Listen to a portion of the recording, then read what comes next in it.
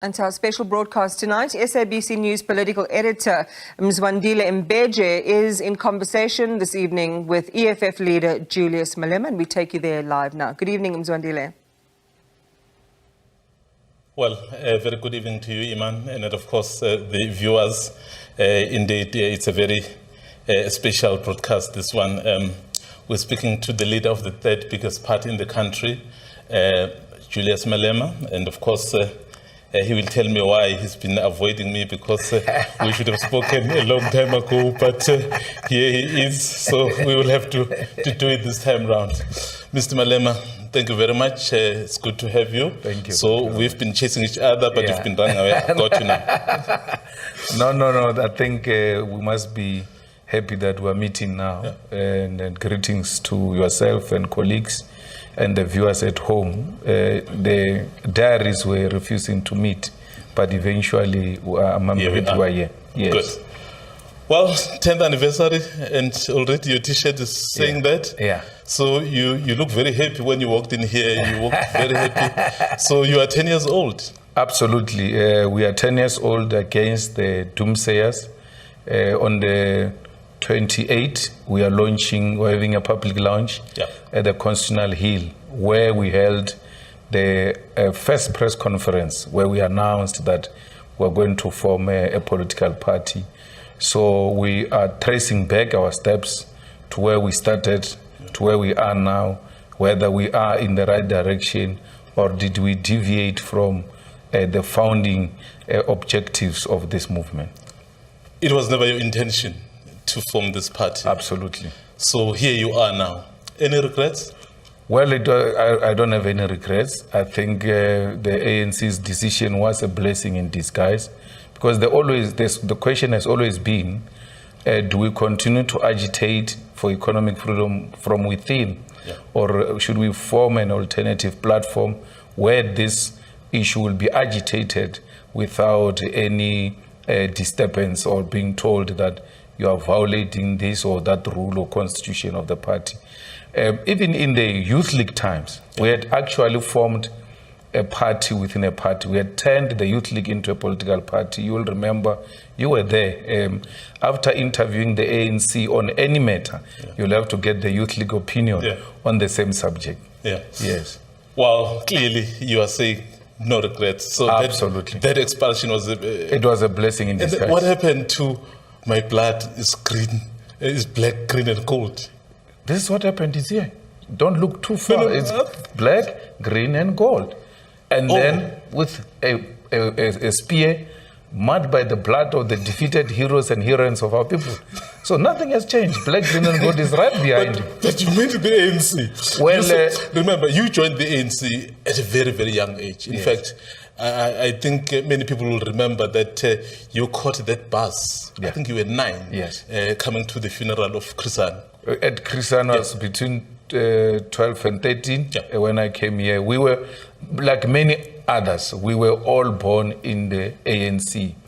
But that ANC that we described at that time is not the ANC that we see today. It's a completely different animal. And what makes me happy is that the ANC that expelled us 10 years ago is the ANC that is at the helm of the leadership positions today, which it's very clear that when Rupert said at that time, the Youth League is like an irritating mosquito which needs a doom, and Cyril Ramaphosa became that doom.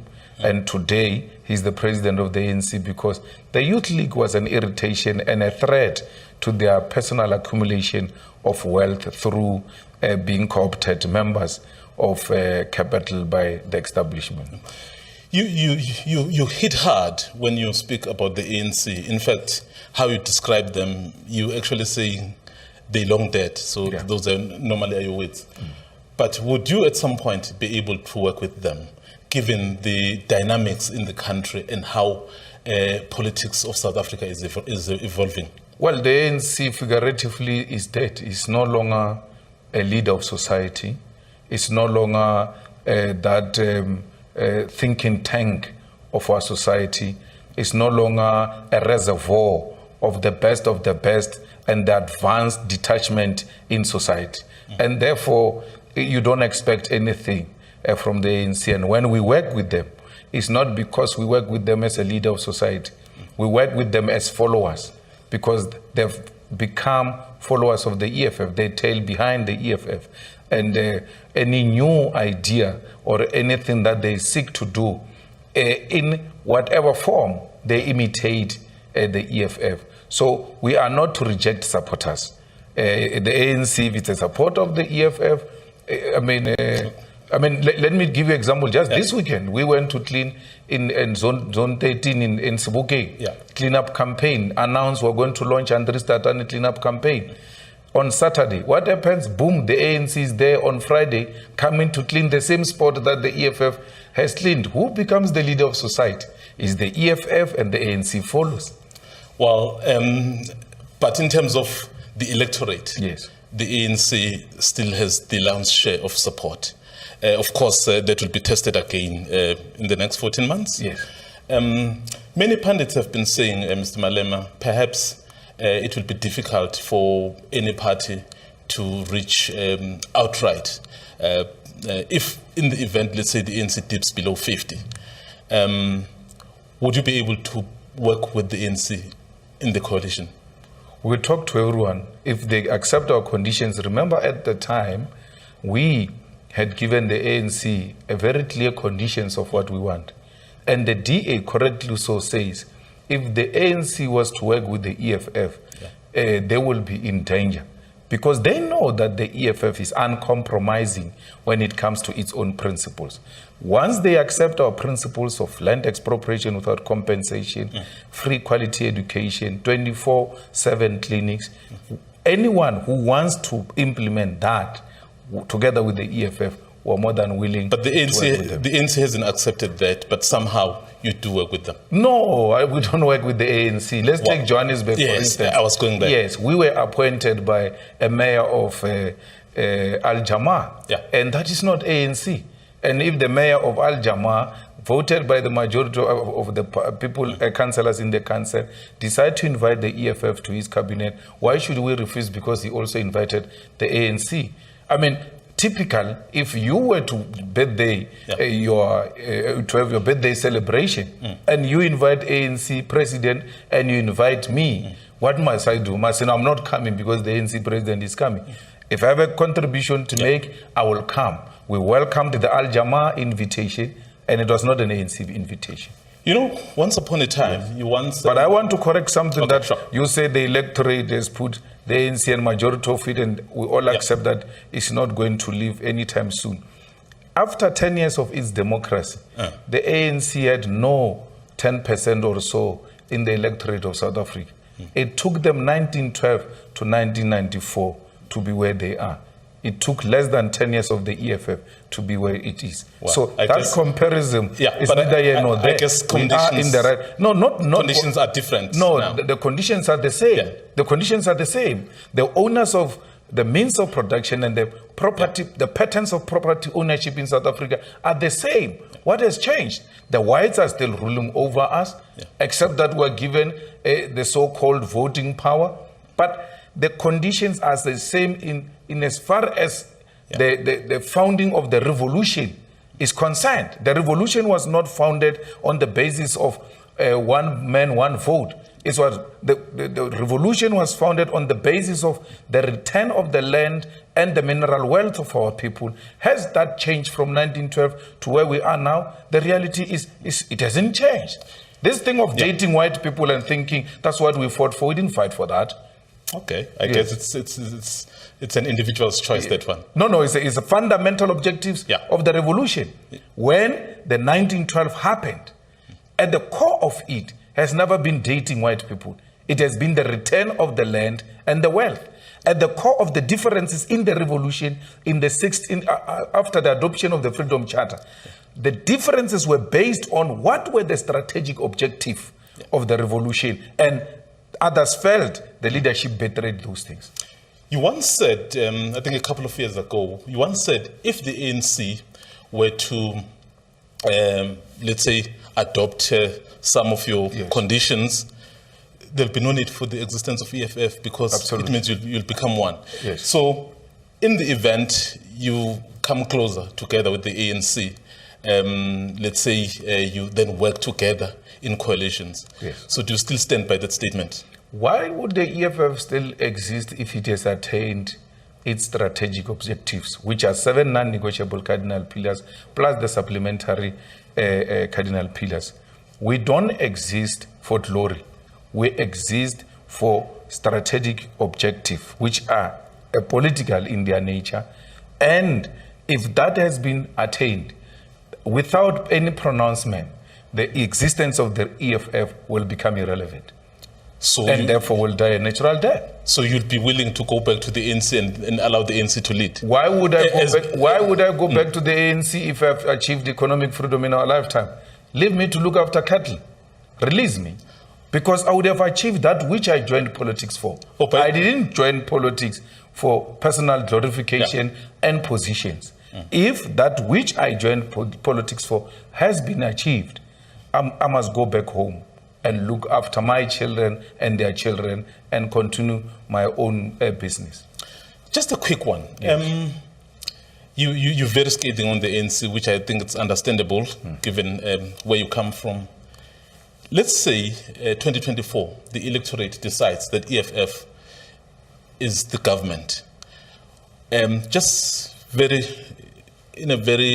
perhaps in 30 seconds or maybe a little more, what would be the immediate tasks of the EFF to try and correct the situation? What will you do to deal with issues like illegal immigration, crime, decay, and so many things that are happening in the country? The illegal immigration is not a big problem for our people. Our problem, as we see it, me and you here, is the electricity problem.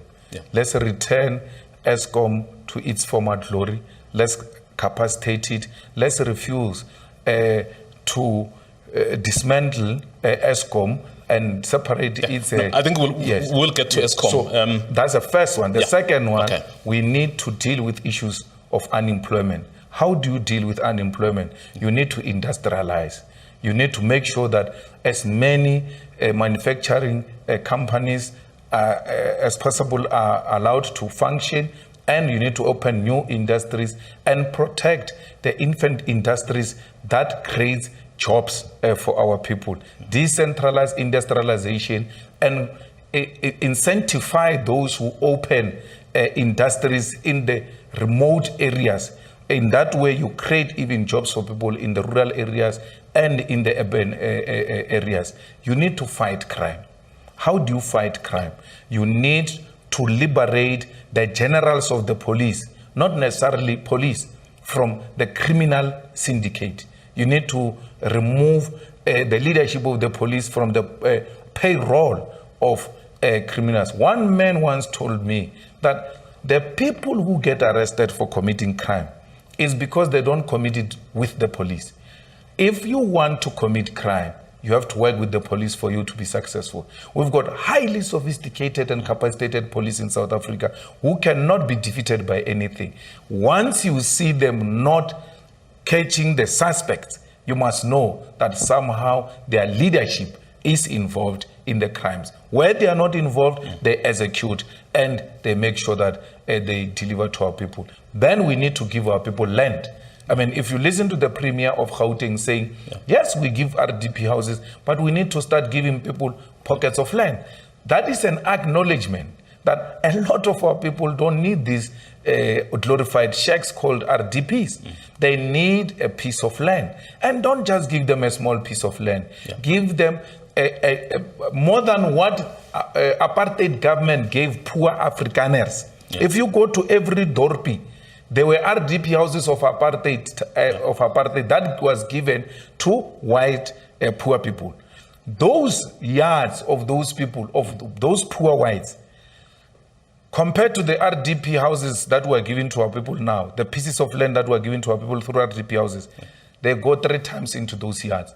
What are you going to do? Because that should be a start, so that when we empower you, and you can build a house of your own, you should be able to expand in your own yard. But the RDP has occupied the whole land. You will never expand. So give our people land. Make health work, revive the public health, and make education fashionable, and quality education. On the issue of illegal immigration, obviously not exclusively, but a lot of crime is also committed by undocumented immigrants. Yes. How will you deal with that, especially given that the EFF is actually, I think, for the future, you are advocating for a borderless continent? Well, what you are saying is unscientific because there's no an uncontrollable crime committed by illegal immigrants. Percentage-wise, it's not correct. What is your biggest crime? Is contact, crime that is being committed, is GBV, cash in transit haste, and all those manner of crimes. Go and check who's committing those crimes. Go and check who's committing GBV in this country. Go and check who's marking people here in Johannesburg. So it's not entirely correct. Yes, there are illegal immigrants that commit crime in South Africa, but it's not out of hand. It is not an issue that is uncontrollable. And that's how we are going to get defeated when we deal with crime. If we don't make a proper diagnosis, and the diagnostic report that said illegal immigrants are the ones who are committing crime is going to lead into a wrong prescription of how we solve this illness. So there's no such a problem. Secondly, everybody must have documents. Even me, I'm not an illegal immigrant. I've got documents of being a South African. I've got an address. Let's regularize these so-called illegal immigrants who are here. Many of them are here because they are seeking asylum. Many of them are here because of political reasons. Many of them are here because of economic reasons that are happening in their countries. I'm not going to join a chorus that says we need to push them away. Many of them are not committing any crime. So we need to make sure that we regularize it. We are able to put them in proper places where they can be located. What do you say to some of the people who say, you know what, we love what the EFF is doing, but the manner in which their leader speaks about foreigners, so to speak, somehow dissuades us? Don't vote for me. I don't want that vote. I don't want a xenophobic vote. I love my African people. The same way I love my mother and my grandmother. I'm in love with Africans. Africans are hated everywhere. You go to America, the black skin is a source of hatred. You go to UK, a black skin is a source of hatred. You're asking me to join in the hatred of black people. I know what the hatred of my skin did during apartheid. I'm not going to do that. I'm not going to be asked that I should stand at the border, at the fence between Limpopo and Zimbabwe and block a mother who's carrying a child, only crossing to get a medication in Musina and going back to Zimbabwe because there is a problem in Zimbabwe. I refuse to join that chorus. And if that will not make me the president of this country, I'm happy that let me die with my conscience being clear than being a president who has emerged through selling out his own soul. Nobody asked me to feel like this. I feel very strongly about black people. I feel very strong about African continent. And I would rather not be a president because I know for a fact that this is an establishment that is spreading this anti-blackness that we experience everywhere else. It's not true. There's jobs in the restaurants. These Lesotho women who are working in our houses. Our sisters don't want to work there. They've gone to schools. They want quality jobs. Not that they look down on these jobs. They are saying, I cannot, with a diploma, with N6, with qualifications, go and be a domestic worker. We want more. Who wants to go and work and be paid with wine in the Cape Farms? Who wants to do that of South Africans? Let me and you take trucks and buses now and go and fetch those foreigners who are working there during harvesting season in the Cape wines. Let's go and take them and let's see what's going to happen to those Cape wines. All of those grapes are going to get rotten because our people will never agree to work in exchange for wine. Never will I. Nothing will persuade me. Not the results of the elections, not a gun on my head, not any form of intimidation will persuade me to hate on black people. I will never hate on Africans, not even for votes. Do not vote for me if you don't love Africans and you want me to hate them. I won't do that. I think you're very, you've even become emotional when it comes to this. Yes, I won't do that. Yes. Let's come back home to the issues organizational. Maybe let's touch on your friend, by the way. He's the Secretary General. Yeah. So did you congratulate him? Did you call him? Well, I met him several times since he won. I congratulated him. I have nothing against him. And I'm very happy for him. So are you not worried that he may bring that kind of energy that the EFF has been tapping on in terms of getting the vote and all those things? I mean, this is someone you worked with. In fact, you learned a lot from him as well. Yeah. So, well, you know, the good thing with the chief is that he's a hard worker. Yeah. Whatever he puts his hands on turns into gold. He works and he doesn't compromise when it comes to work. He is very unfortunate that he will be trying very hard to wake up a dead horse, and it's biologically and scientifically and materially difficult and impossible to do that. And he knows that. He knows that he's going to try, but he knows that it is not possible. He's not going to get anything out of it. He's just going to try with what is remaining. Highly divided organization. Yeah. If you want to kill an organization, you must make the president not work with the deputy president, or make the president fight with the Secretary General. Look at that deployment committee they announced today. All of it is Cyril's people against Paul Mashatile. He's just presiding over something that he will not be knowing anything about it. How do you take Paul Mashatile to come to the State of the Nation address as an MP and put him at the back there, and then be swallowed by Mandla Mandela, that giant? You can't even see Paul when he's sitting, because there is some traditional leader wannabe who's sitting next to him there. Let me tell you, the seats in parliament are party seats. You put people according to their seniorities. They are not government seat, they are not parliament seat. So to show you are dealing with a crisis, you take a deputy president at the back of your party and you put some German card and deputy chief whip of the ANC in the front row. There are no seniors. So what are you dealing with? Already the voters can see there is a problem. So have all speakers speaking of your party. ANC speakers, they are not government speakers. With only that man who sounded like he's not mentally stable from Northwest, the premier, acknowledging Paul. All the speakers did not acknowledge their deputy president's existence in that parliament. And then you come and tell me Mbalula is going to come and turn these things around, because it's Mbalula's responsibility to look after his officials and make sure both in their image and in their person, they are not violated and undermined, because that is equal to undermining of the organization. Just 2 months after the conference, already this sinful display. The president gone against, you said we'll talk about ESCOM, gone against the ANC resolution on where ESCOM should go. The Secretary General's responsibility, among other things, is to defend the resolutions of the conference. He has already failed. You've taken a very hard line on the president. You've taken a very tough line, basically saying the president will not be allowed to speak anywhere where you are. So how are you going to do that? How are you going to work with him going forward? Because he's still the head of state until the next elections. The same way we worked with Zuma. We had no relationship.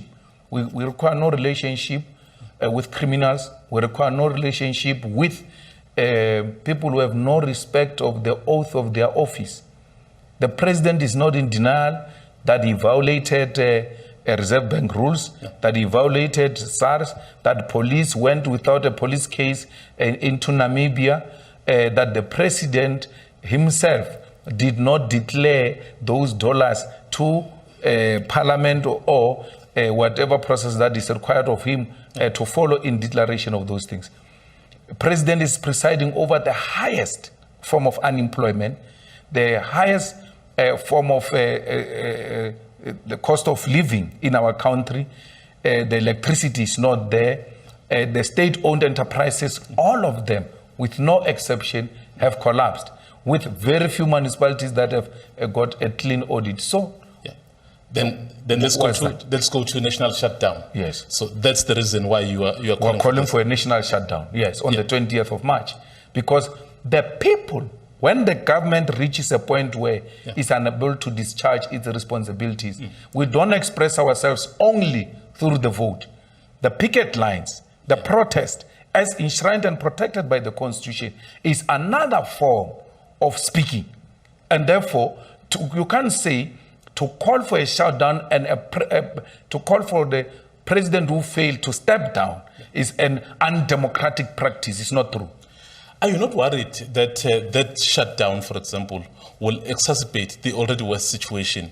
Many people may even lose jobs, and that are scarce anyway. So perhaps, don't you think it's a bit more responsible to protest in a different way? We had that during apartheid when we were calling for the international sanctions against South Africa, that the international community must sanction South Africa for its apartheid. And people said, we don't need sanctions, we're already in a worse situation, and therefore it must be business as usual. It's not correct.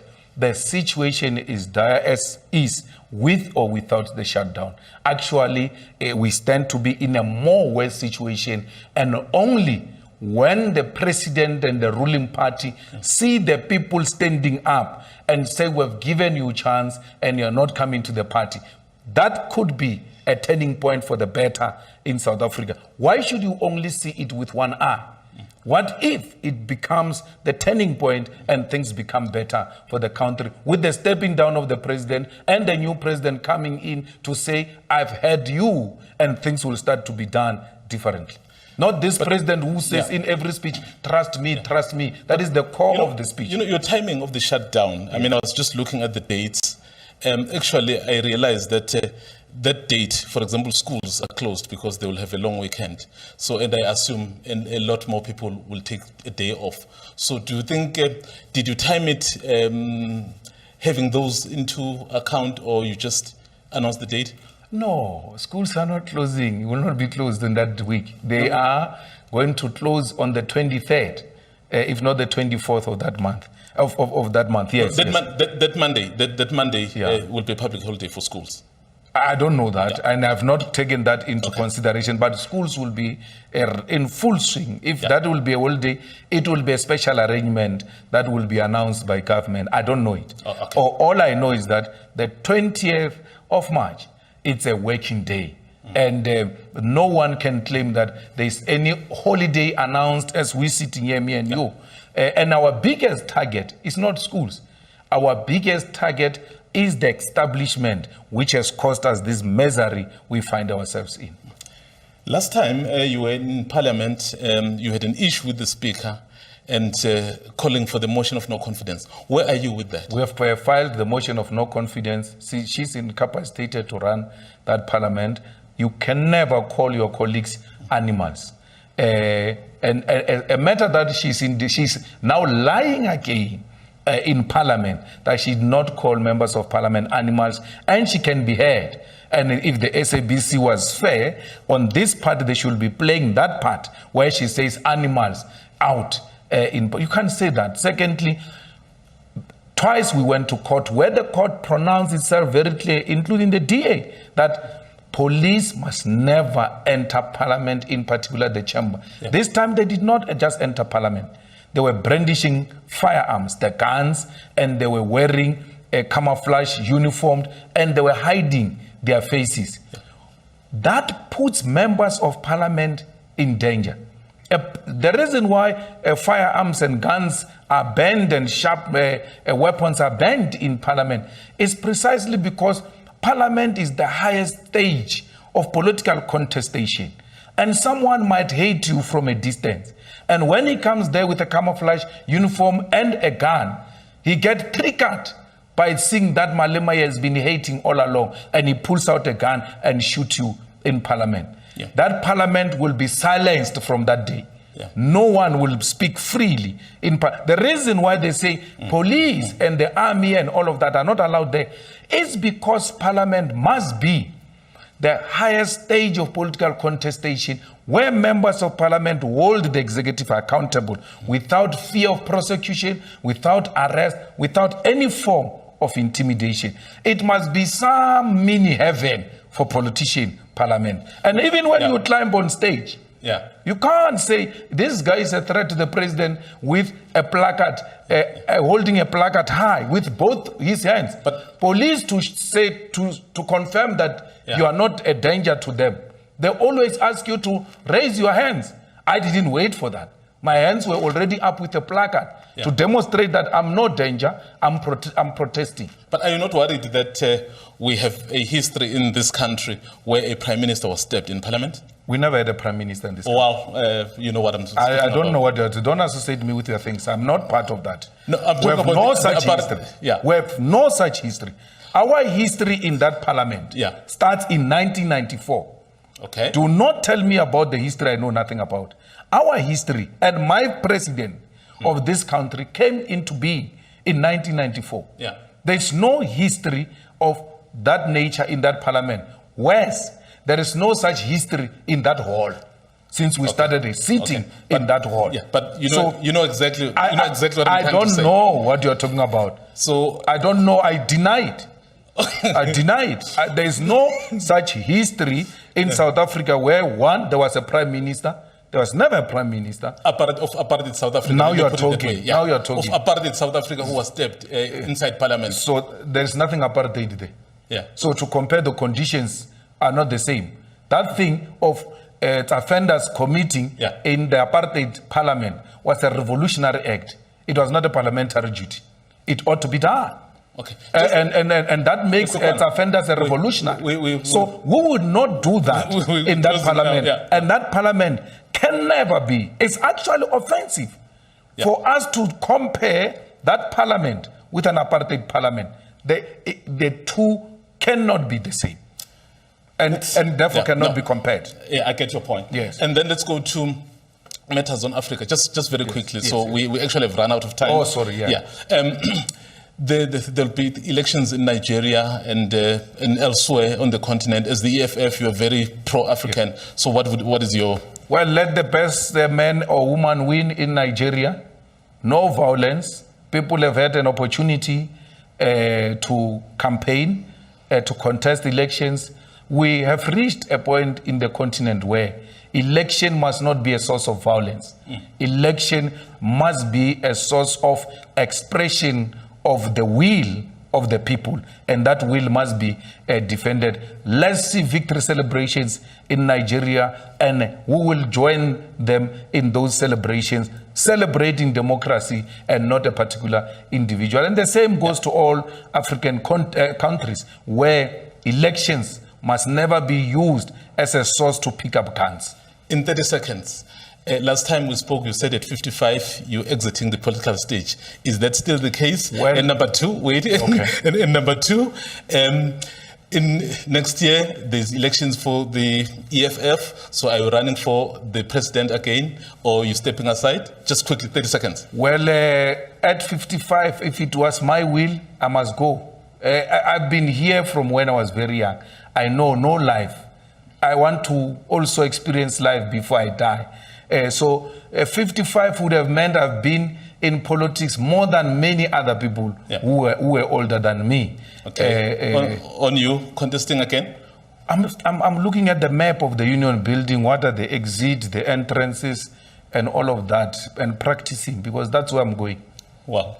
Thank you very much. Thank you very much. Mr. Malema. Well, that is the leader of the EFF, Julius Malema, who basically is saying, as the EFF, so they are ready. So in the next few months, they'll be celebrating 10 years of existence. And then he says they are growing. And in fact, he is saying all he's preparing himself for now is walking to the union buildings.